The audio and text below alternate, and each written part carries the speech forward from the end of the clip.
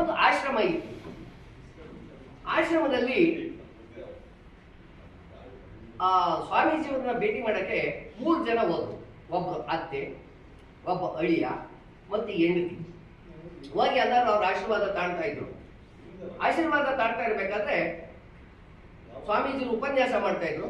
ನೀವು ಎಷ್ಟು ಜನ ಸ್ವರ್ಗಕ್ಕೆ ಹೋಗ್ಬೇಕು ಎತ್ತಿ ಕೈ ಯಾರು ಅಲ್ಲಿ ಇರ್ತಕ್ಕಂಥದ್ದು ಎಲ್ಲ ಎತ್ತು ಬಿಡದ, ಎಲ್ಲ ಕೈ ಎತ್ತು ಬಿಡು. ನಾನು ಸ್ವರ್ಗಕ್ಕೆ ಹೋಗ್ತೀನಿ ಗುರುಗಳೇ, ನಾನು ಸ್ವರ್ಗಕ್ಕೆ ಹೋಗ್ತೀನಿ ಗುರುಗಳೇ ಅಂತ ಅಂದ.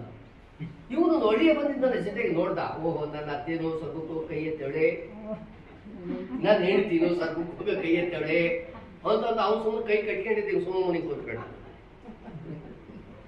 ಕೈ ಎತ್ತೇ ಇಲ್ಲ.